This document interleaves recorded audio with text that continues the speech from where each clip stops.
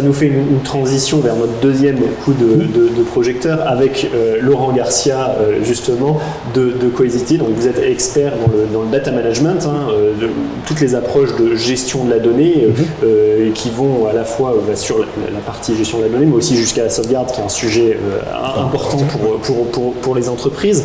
On a voulu faire ce focus effectivement sur ce point, on va dire, de la data, parce qu'il revient régulièrement dans les discussions métiers. Quand on parle avec des CDO, des Chief Digital Officer, des Chief Data Officer, évidemment, ils nous parlent de ce qu'ils font avec leurs données. La notion de risque autour est assez présente. Aujourd'hui, dans votre expérience, on voit plus de danger data ou de désastre data dans les entreprises, puisqu'on parle de résilience. Oui, merci beaucoup Dorian. Effectivement, ça peut être un vache sujet. Je vais reprendre encore une fois ce que disait Fabrice il y a quelques minutes sur l'aspect éducation et sensibilisation. Moi, ce que j'ai pu voir, c'est que sur les dernières années, bien avant finalement la pandémie, c'est que finalement ce travail a été plutôt bénéfique, puisqu'on a vu les sociétés, les collaborateurs, les DSI mettre en place des bonnes pratiques en termes de protection de données. Donc vous avez cité quelques points comme la sauvegarde ou le plan de reprise d'activité, mais également de traiter les données de la manière à les mettre par exemple sur des stockages résilients, ou bien alors de hiérarchiser, classifier ces données, de savoir quel utilisateur accède à quoi en termes d'application, en termes de données, etc., pour notamment éviter des fuites internes. Donc ça, c'est un premier point. Le deuxième point, où ça a encore une fois plutôt bien fonctionné, et finalement la pensée de ces entreprises il y a quelques années, c'était surtout de parer à des problématiques liées par exemple à la corruption d'une base de données, un problème d'accès au code en termes de sécurité. Donc finalement, c'était surtout de pouvoir restaurer de manière la plus rapidement possible des applications, des données, des services à des utilisateurs aussi bien internes que externes. Ça a plutôt bien fonctionné.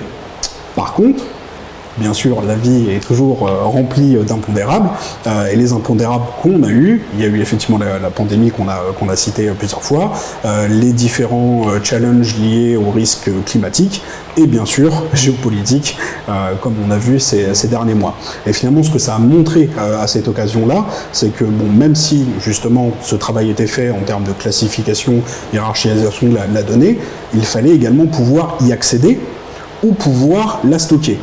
Donc y accéder au moment de la pandémie, problème d'accès au centre de données, sortie de pandémie et avec la crise qu'on peut faire face aujourd'hui, rupture des composants, ou en tout cas des délais de livraison sur des appliances matérielles qui sont une vraie problématique aujourd'hui. Donc d'où, on va dire, l'avènement, ou en tout cas un appétit un peu plus croissant de nos clients à utiliser des services en mode cloud, en mode SaaS, justement pour pouvoir y accéder à n'importe quel moment, de n'importe quelle localisation. Un autre aspect d'actualité sur cette période, si on remonte 4 ans en arrière et si on en revient aujourd'hui, c'est les aspects de conformité à la réglementation qui se sont musclées. Alors, on aurait eu cette discussion, comme je le disais, il y a 3 ans, on n'aurait pas arrêté de parler de RGPD, évidemment. Quel regard vous portez aujourd'hui sur où on en est en termes de maturité et quels nouveaux sujets de préoccupation il y a? Alors la conformité s'associe parfaitement avec les thématiques qu'on adresse tous aujourd'hui en termes de cybersécurité, de résilience, de confiance dans l'accès aux informations. Effectivement, comme vous le dites, Dorian, il y a 4 ans, ça aurait été RGPD à fond. Finalement, aujourd'hui, même si ça reste quand même un sujet important, puisqu'on voit les lois également évoluer, aussi bien au niveau de la Commission européenne, aussi bien au niveau de différentes lois, comme je pense notamment au SREM 2, aux notions de Data Shield, etc., avec notamment les États-Unis ou avec d'autres régions au niveau mondial, ça reste quand même assez important. Encore une fois, on parle énormément également de souveraineté des données, ça c'est des facteurs clés. Mais finalement, ce qu'on a pu voir également, c'est encore une fois sur ces aspects plutôt de conformité ou de risque, donc hormis les aspects pénalités par la Commission européenne, par la CNIL en France ou d'autres sujets, c'est finalement aussi de protéger la propriété intellectuelle de l'entreprise. Et c'est ce qu'on a vu surtout émerger finalement ces derniers mois. Donc effectivement, on pense notamment aux attaques ransomware qui dorénavant finalement exfiltrent les données de l'entreprise.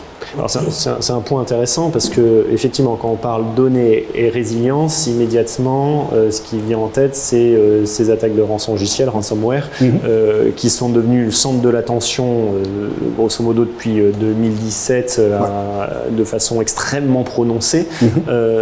Malgré tout, et ce que vous nous dites aussi, ce que j'entends, c'est qu'elles évoluent également. Que doivent savoir les entreprises? C'est quoi? Qu'est-ce qui a le plus changé et c'est quoi la priorité aujourd'hui si le regard se porte vers le ransomware? Alors, la priorité, je vais la classifier en deux aspects. La première, pour les entreprises, c'est les aspects d'assurance. Puisque les assurances qui proposent justement des offres en cas d'attaque, en tout cas de remboursement, de rançon, de dommages faits à la société, ces pratiques-là, en tout cas imposées, poussées par les assurances en termes d'audit, en termes d'analyse de log, donc encore une fois qui accède à quoi en termes de données, applications, les potentiels trous ou failles de sécurité dans ces codes sont devenus importants. Et là, notamment sur ces 12-18 derniers mois, j'ai pu voir et on a pu accompagner chez Cohesity de nombreux clients dans cette démarche de recertification par rapport à leur assurance. Mais par rapport à ce qu'on a vu, pourquoi on est arrivé à ce type de situation aujourd'hui, c'est que finalement, il y a 5 ans ou plus, finalement, ces attaques-là, c'est pas vraiment nouveau, ça remonte peut-être, on va dire 8-10 d'années. La première passe finalement que faisaient à l'époque les pirates, c'était tout simplement de mettre en arrêt les sites de production, là où se situait la donnée dans les DSI, dans les différents silos. Par rapport à ça, encore une fois, en termes d'éducation, sensibilisation, toutes les sociétés et les bonnes DSI ont mis en place des bonnes pratiques, notamment liées à la sauvegarde.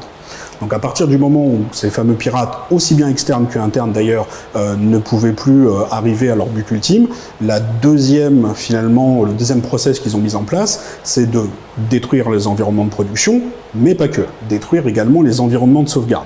Et pour ça, comme vous le disiez également, Michael, tous les éditeurs, constructeurs ont mis en place les bonnes stacks technologiques pour répondre à ce type d'enjeux et challenge. Donc à partir du moment où, encore une fois, cette contre-mesure a été effective, la troisième et celle qu'on voit maintenant depuis 12-18 mois, ce sont plutôt l'exfiltration des données. Donc c'est là où il faut plutôt se prémunir, puisqu'à partir du moment où les données vont être exfiltrées, vont être potentiellement revendues à concurrents, divulguées dans la presse, là pour Sylvain, et d'autres effets de contrebord. Donc c'est pour ça que pour ces entreprises-là, le point important, ça va être de pouvoir, encore une fois, classifier, hiérarchiser leurs données, mais surtout de les protéger dans des coffres-forts isolés. Merci pour cet éclairage. Effectivement, oui, la sauvegarde, quand on exfiltre les données, l'entreprise n'est pas forcément très avancée une fois qu'elle retrouve ses données dans la nature. Fabrice, sur ce sujet de la place de la data et spécifiquement du ransomware, puisque c'est de ça dont on parlait, quelle place ça prend aujourd'hui dans vos préoccupations ? En fait, déjà, je commencerai par dire, quelle que soit la taille de l'entreprise, faire des sauvegardes de ces données, je pense que ça, c'est vraiment fondamental. Et qu'on soit une TPE jusqu'à un énorme groupe, en fait, peu importe, une sauvegarde de ces données en dehors de tout son réseau informatique, c'est vital. C'est le facteur de résilience principal. Effectivement.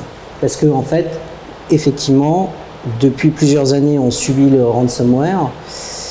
C'est même presque...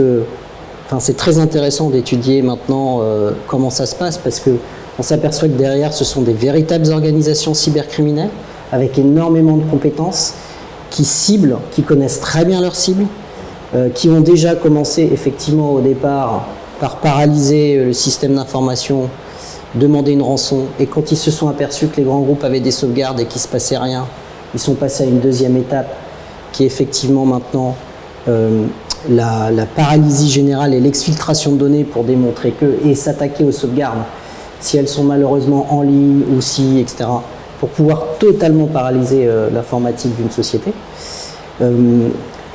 Et puis maintenant, on commence même à voir des structures où on achète du ransomware as a service, comme on dit. Donc en gros, j'ai envie, moi je connais rien, je ne sais pas développer un rançongiciel, et puis pour quelques dollars finalement, je vais pouvoir m'en acheter un tout prêt, et puis faire un appel à la communauté en disant si vous m'aidez à attaquer telle cible, je vous rétribue une partie de ce que je veux.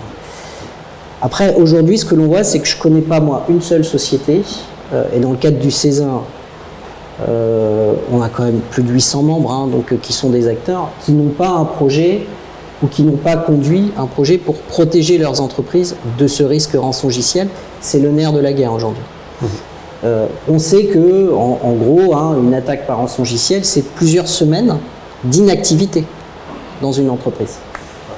Et c'est compliqué à expliquer qu'un virus informatique, on voit certaines entreprises françaises qui témoignent de ce qui leur est arrivé l'année dernière et qui vous dit moi, telle activité, mon activité industrielle, elle a redémarré au bout de plus d'un mois. Et puis les gens du siège, ils ont redémarré beaucoup plus tard, parce que dans ma chaîne de priorisation, je devais d'abord redémarrer la production. Donc on voit bien que ces impacts sont assez énormes. Après, là où je suis plus dubitatif, c'est sur la classification des données. Là encore, on va retrouver des entreprises qui sont très matures, qui ont toute une infrastructure et des procédures pour classifier les données. Et quand vous parlez des données, bien souvent, on parle des données de type fichier, le Word que l'on crée, etc.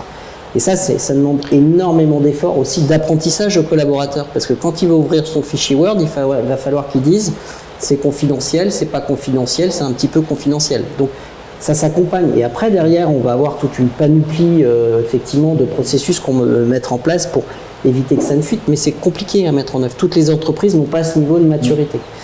Voilà. Et donc, et ce qui est important aussi, c'est aujourd'hui la data, c'est effectivement le nerf de la guerre. Toute la donnée que l'on génère, on se rend compte, grâce au système de big data, etc., qu'on peut en tirer une valeur colossale. Et donc, ça devient notre capital le plus important à protéger.